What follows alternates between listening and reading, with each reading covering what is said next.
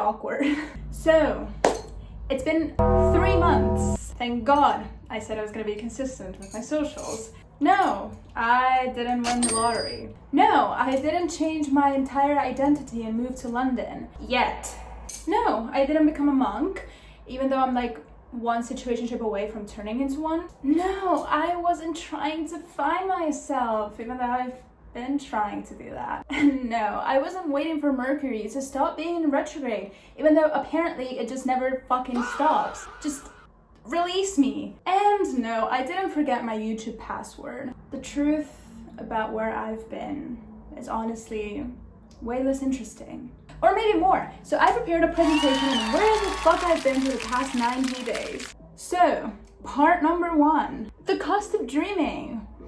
Or the cost of my sanity. Who would have thought that making a full-length documentary of an hour and a half would take up so much time? With no team, no budget, I just decided to grab my phone and make a whole entire documentary. So if you didn't know, if you're a little bit lost and you know about what I'm talking about, I decided to do a documentary a couple of months ago. I've been working on this since I'd say like October, November, especially December of last year, but production officially started, was it May or late April? I think it was late April. So I've been just doing so many things. It's just a one-person team. From basically doing contracts for the participants, to doing an open casting, trying to look for the participants themselves, to writing scripts, doing mood boards, planning the photo shoot for the poster, getting in contact with many places all over the world, especially UK and Spain because I went to get some screenings for it. Just planning everything, putting everything together.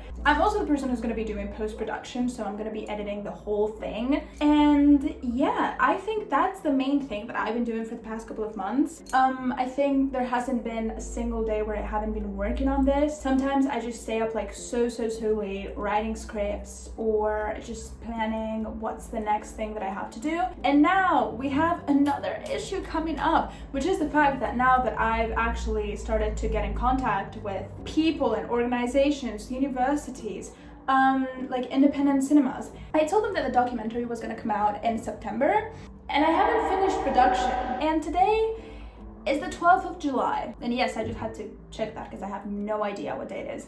I don't know how I'm gonna manage to do that. My idea is to finish production all throughout July and then use August for post-production and the photo shoots and all of that. Even though I also have to start the marketing campaign for the documentary, I have to email 2,000 places all over the globe trying to get some screenings. It's a lot. But listen, I've never felt more passionate about anything in my whole entire life. Like, nothing has ever mattered to me more than this documentary. If you didn't know, The Cost of Dreaming is a documentary about how society judges people who want to work in any kind of artistic field. You know, the typical, you have to be realistic, you have to look for a plan B, you have to just find a real job. Also how that affects the artist's mental health and also the reality of the industry, because of course those kinds of comments come sometimes from a real place of consideration, I guess. Because let's be honest, the artistic industry is really hard to get into if you want to be successful. There's a lot of nepotism. AI is also playing like a huge part in how hard it's starting to get into the industry and how much connections matter. They expect you to have experience, but they do not offer you experience. And we're also like extremely underpaid as artists. So yeah, I just basically teamed up with a bunch of artists here in Barcelona. We're making a documentary in 3 different languages. Subtitles will be available in many languages, so it'll be a pretty international project, and I'm just so excited for it. If you're thinking, making a production this big, even if it's low budget, takes up a lot of time, because of course, editing, scripting, looking for people, doing everything that you have to do for a production of this size, it's really time consuming. Well, the second reason why I've been gone, if this wasn't enough, I was finishing my degree, or my degree was finishing me. Hi there. Eva from the future here, Eva from the editing setup here. So after I finished recording, I realized that due to the heat and due to the fact that, as I kept saying throughout the video, I was really sweating throughout filming, my mascara decided to basically betray me, and yeah, my under eye got really like a big stain of mascara. I tried to fix it in post-production. I tried to smooth over my skin, do something with it, but it just wouldn't go away. So yeah, basically I'm sorry, you're gonna have to deal with a really annoying stain of mascara under my right eye for the rest of the video. I don't have the time to film it again. I am so sorry. So if you didn't know, I've been getting a degree in communications since 2022, which is when I finished high school. Communications is basically a mix of journalism, marketing, audiovisuals. It's just like a bunch of things in one, because you can study more specific things in communications. I think you can get a degree specifically in like audiovisual communications or marketing or just journalism, but communications is every single thing at once. So I've been getting this degree since 4 years ago, and I finally graduated. By the way, can you believe that now I have to pay 200 euros to get the fucking paper with the title on it? What the fuck? I've been paying so much money to my university to get this degree, and now they want me to pay even more for a paper? I'm just so done. I couldn't wait to finish this degree. I was so done. I wanted to study theater, okay? I wasn't in this degree because it was like my favorite thing in the world. I was just doing it because, you know, exactly what I talk about in my documentary. You need to have a plan B and to be secure in the industry and to find a real job. But yeah, no, seriously. I got this degree and now I'm finally done with it. It didn't finish me. It almost did, but it didn't finish me. So that's one less thing on the table, I guess. But hear me out. If doing a full entire documentary and getting a degree wasn't enough, reason number 3, working full-time. Release me. So if all of this wasn't enough, yes, I am working full-time Monday to Saturday. I quite literally leave my house at around 8 a.m. every single day and get back home at 9 p.m. I'm so tired. I don't know what to do anymore. It's a lot, I have to say it. Thank God it's not a really physically demanding job, so I don't get that tired physically. So I'm capable of doing other stuff when I get back home. But yeah, that many hours outside of my house every single day, it's not the best for creative processes. It's not the best to have a schedule on YouTube. It's just a lot. Wait, because if you were thinking this must be it, we're moving to point number 4, which is planning a trip to London. I want my one-way ticket. I don't want to just come back, please. So yeah, I just came back from London 2 days ago. I literally came back and I was like, it's time to look the fuck in. But yeah, I went to London. You're gonna be seeing the vlog next week. I had planned on filming every single day.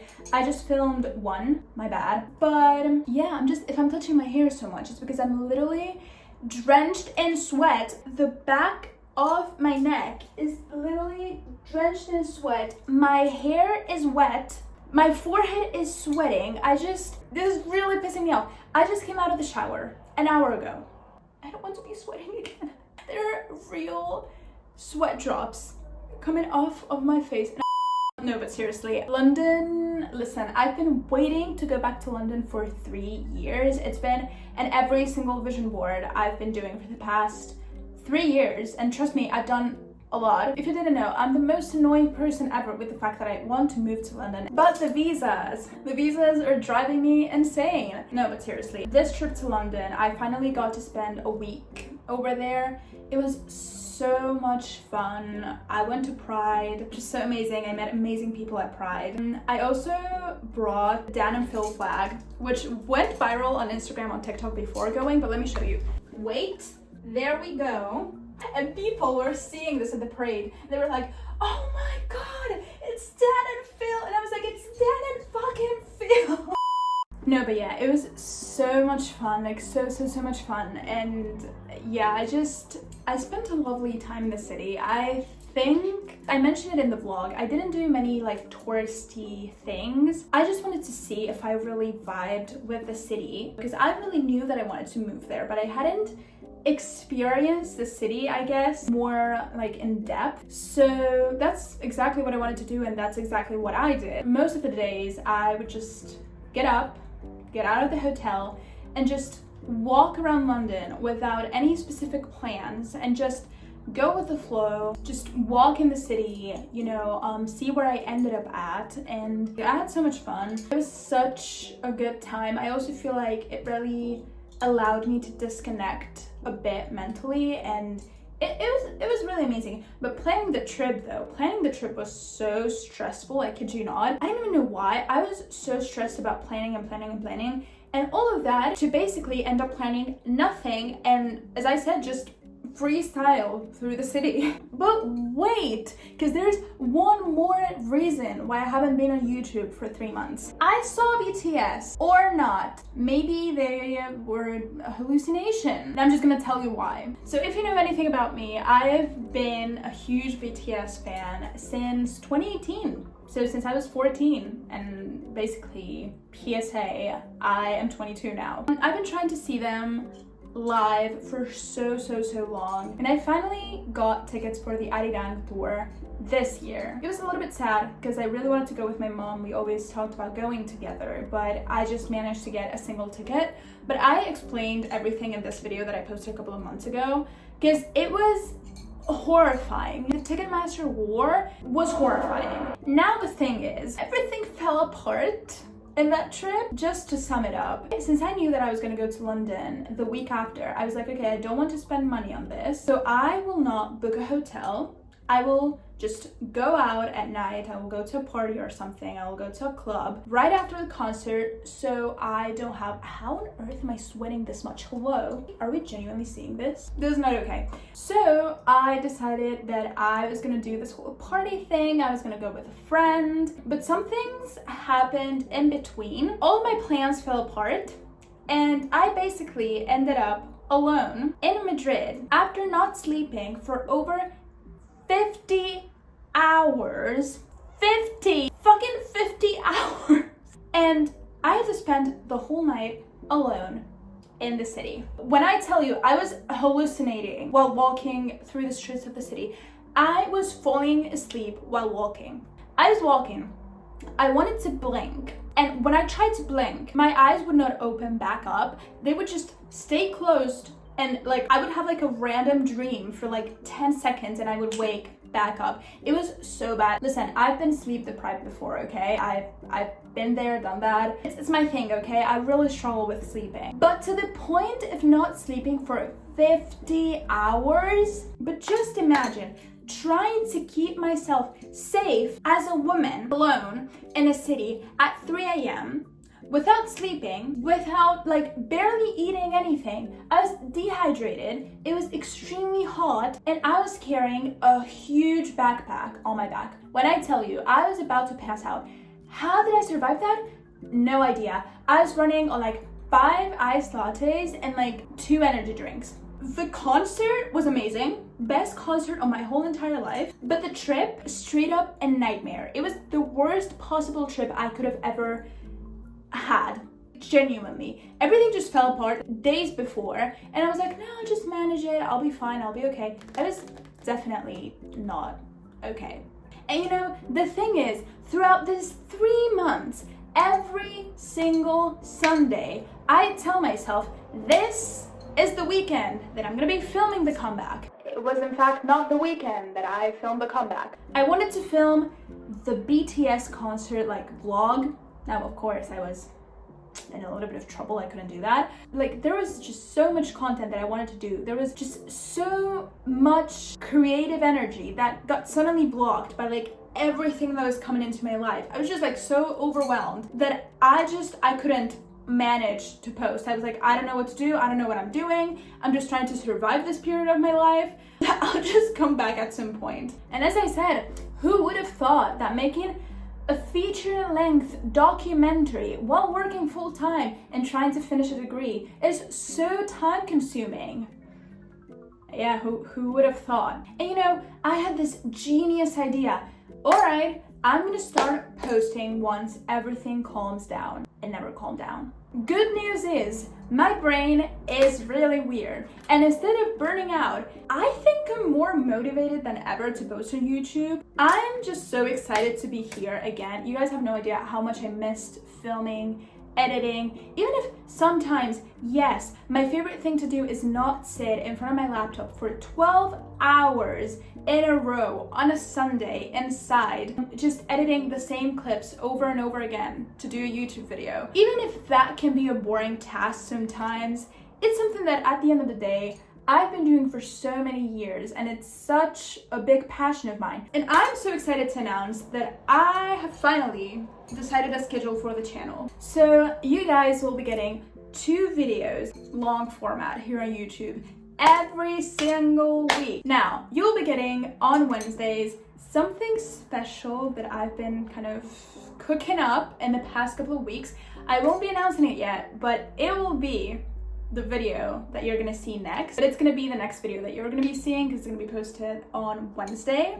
So on Wednesdays you're gonna be getting that type of content. I don't want to say it yet, but I'm just so excited. And on Saturdays you're gonna be getting the regular, just random videos. But it doesn't matter if it's vlogs, challenges, just any kind of videos that I might think of or that you guys might ask for. So yeah, it's just gonna be that schedule. And then so yeah, I think that's just gonna be the schedule. Time-wise, there's gonna be a schedule. I haven't decided it yet. I think it's gonna be around 10 p.m. Central Europe time, but I'm not really sure. It's gonna be around that time. And as for short format content, I'm gonna be posting every single day, once or twice. Now that's the idea. Bear with me, that's the idea. Remember, I'm still working full time, okay? And I have many projects on the side, and I still have to do a full documentary. I need to finish that. So the idea is that I'll be posting every single day. Now, will that happen? Hopefully it will, at least most of the days, but I can't pinky promise anything. But I can low-key pinky promise the 2 long format videos each week, unless something like really big happens and I just can't. But I genuinely think I will be able to keep up at least that schedule. So yeah, I'm just so excited to be back. I hope you guys will take me back. I am so sorry. But yeah, I'm so excited for everything that's coming to the channel and for every single project that I'm currently working on. There's a lot going on. But yeah, if you guys enjoyed this video, remember to, oh my god, I haven't said this in such a long time. Hold on. Remember to like, comment, share, and subscribe to this YouTube channel, and to follow me on all my other socials, which will be, as always, here on the screen and linked down below. So I love you guys so much, and see you guys around on Wednesday. Now for sure, I'm seeing you guys on Wednesday. Bye bye.